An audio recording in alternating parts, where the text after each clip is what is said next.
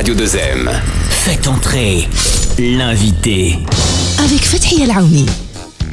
Bonjour, ravi de vous retrouver pour ce nouveau Faites entrer l'invité. Nous allons parler aujourd'hui du climat et plus particulièrement de ses répercussions. Ces répercussions avec le manque de pluie, nous y sommes sensibilisés depuis de nombreux mois, mais il nous faut prendre aujourd'hui réellement conscience de la rareté de l'eau.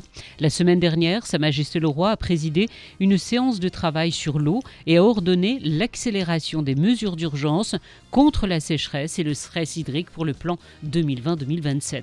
Cette réunion était consacrée au suivi du programme national pour l'approvisionnement en eau potable et l'irrigation. À cette occasion, un budget supplémentaire de 143 milliards de dirhams a été annoncé.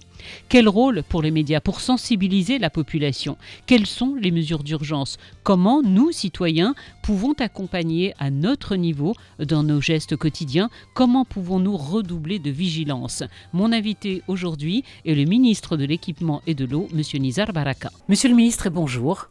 Bonjour. Nous, médias, nous avons un rôle important avec ce qui se passe aujourd'hui. On le voit, ce n'est pas seulement le cas du Maroc, mais à l'instar du monde entier qui est face à un changement climatique, au stress hydrique. Quel est notre rôle en tant que médias et quelle sensibilisation nous pouvons apporter aux citoyens marocains? Comme vous le savez, aujourd'hui, en fait, le stress hydrique est une réalité. Et je dirais même que le Maroc, comme vous le savez, selon le dernier rapport de la Banque mondiale, va dans le sens d'une pénurie hydrique. Ce qui veut dire qu'aujourd'hui, la situation risque d'être encore plus compliquée à l'avenir.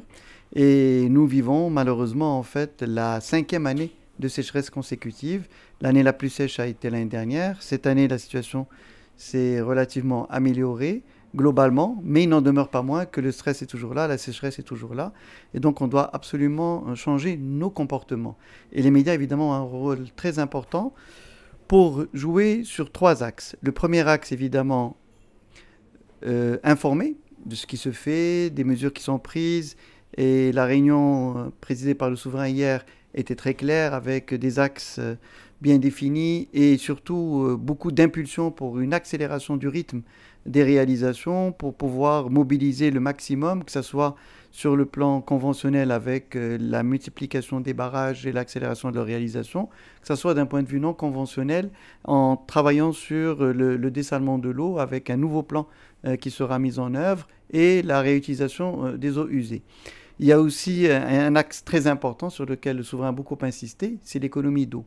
Et l'économie d'eau n'est pas une affaire du gouvernement, n'est pas une affaire des entreprises publiques ou privées, c'est l'affaire de tous.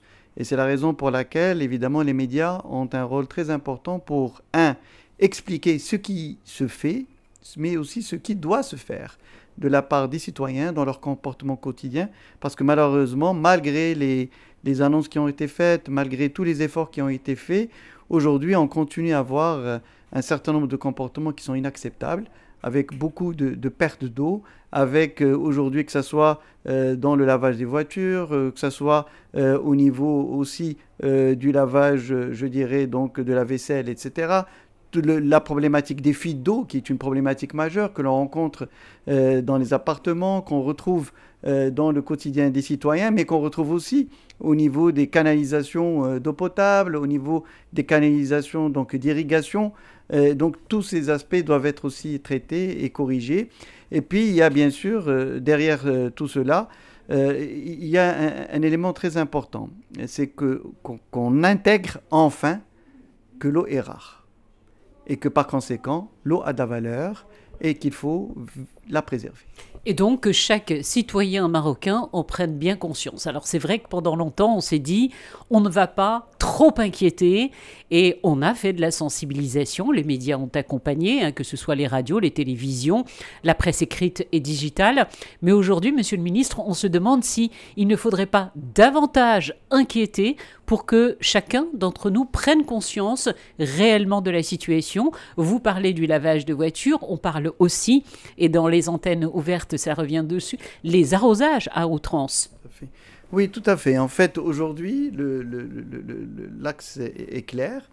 Et en fait, l'objectif n'est pas d'inquiéter ou ne pas inquiéter. En fait, la vraie question est surtout de sensibiliser et de responsabiliser. C'est ça, en fait, le vrai terme. C'est responsabiliser tout un chacun.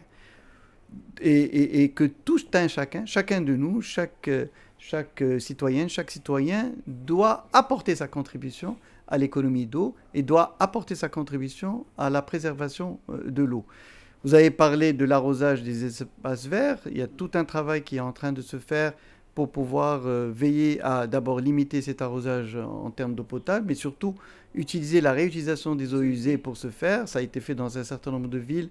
Aujourd'hui, on est à 32 millions de mètres cubes. On va passer à 100 millions de mètres cubes. C'est un des axes donc, qui est retenu dans la feuille de route qui nous a été dressée par le souverain.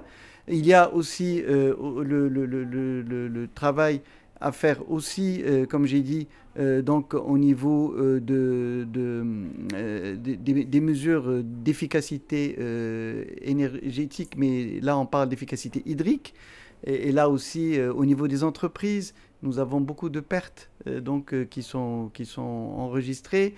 Et il y a aussi le besoin, donc, avec la nouvelle loi sur les zones industrielles, qui impose à ce qu'on puisse utiliser la réutilisation des eaux usées ou le dessalement pour les besoins industriels.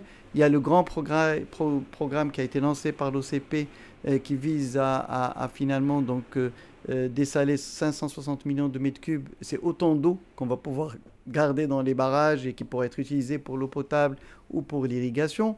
Donc en fait, comme j'ai dit, chacun doit faire sa part. Au niveau aussi du tourisme, on est en train de voir avec les opérateurs du tourisme pour qu'ils puissent réviser leur mode, leur comportement, parce qu'aujourd'hui nous avons, vous savez, une douche en 3 minutes, c'est suffisant pour se doucher. Donc aujourd'hui, il faut aussi qu'on apprenne à faire de la même façon, et vous le savez que parmi les indications religieuses, c'est qu'on doit faire aussi l'économie d'eau lorsqu'on doit faire ses ablutions, donc il y a tout ce travail qui doit être fait par nous tous pour pouvoir donc être au rendez-vous.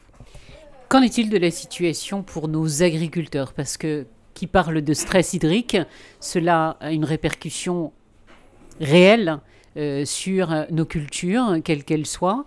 Là aussi, il y a une sensibilisation importante qui va être faite au niveau du secteur. C'est un secteur économique très important pour le royaume.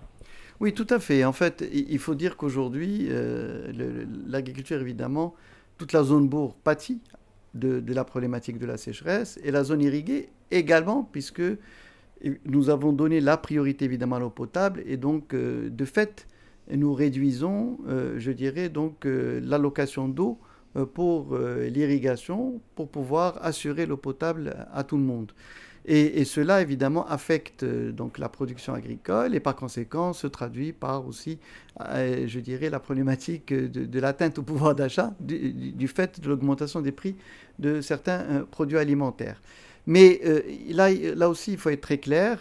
Sur le plan agricole, là aussi, il y a tout un plan qui est mis en œuvre. Accélérer le programme, je dirais, du passage au goutte à goutte. On va atteindre donc 1 million d'hectares à l'horizon 2030, donc 360 000 hectares qui seront mis à contribution pour se faire dans ce sens. Deuxième élément clé, c'est les canalisations. Vous savez qu'on perd l'équivalent de 50% de l'eau. Quand vous parlez, excusez-moi, quand vous parlez de canalisation, on parle de... Pour l'irrigation. En fait, qu'est-ce qui se passe? On prend de l'eau des barrages. Par exemple, l'année dernière, nous avons donné 1,7 milliard de mètres cubes pour l'irrigation. L'agriculteur n'a reçu que 980 millions de mètres cubes. Entre-temps, en fait, c'est la déperdition. Et donc, nous avons des problèmes majeurs à ce niveau. Donc, et il y a tout un plan aussi, dans le cadre des orientations royales, qui vise à revoir en fait ces canalisations et surtout voir de nouvelles canalisations qui vont nous permettre de réduire en fait ces pertes d'eau qui sont des pertes réelles.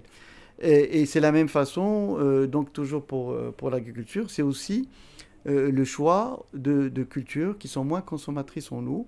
Et vous savez qu'il y a des recherches qui ont été faites, et aujourd'hui on a un blé qui est plus résistant à la sécheresse qui a été découvert par nos chercheurs au niveau de l'Institut de recherche agronomique. Donc tout ça pour dire qu'aujourd'hui il y a toute cette vision globale qui consiste à travailler d'un point de vue intégré pour agir sur, je dirais, donc l'offre d'eau, pour mobiliser plus d'eau, mais en même temps pour agir sur la demande, pour pouvoir avoir une économie d'eau et avoir une meilleure valorisation de la goutte d'eau.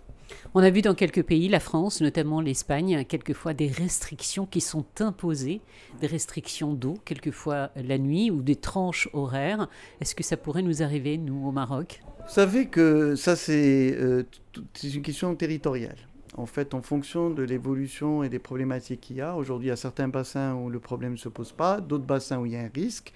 Et aujourd'hui, l'idée, c'est de véritablement trouver le meilleur équilibre entre le besoin, évidemment, d'assurer l'eau pour tout le monde, mais aussi le besoin de veiller à ce qu'on ne puisse pas avoir des ruptures qui peuvent être d'une plus grande ampleur.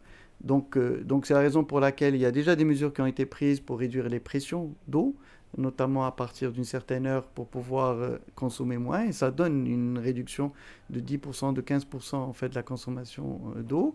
Il faut aussi agir demain si besoin est pour essayer encore plus d'avoir en fait des mesures de rationalisation d'eau. Mais en fait, on est en train de tout faire évidemment au Maroc pour pouvoir éviter cela.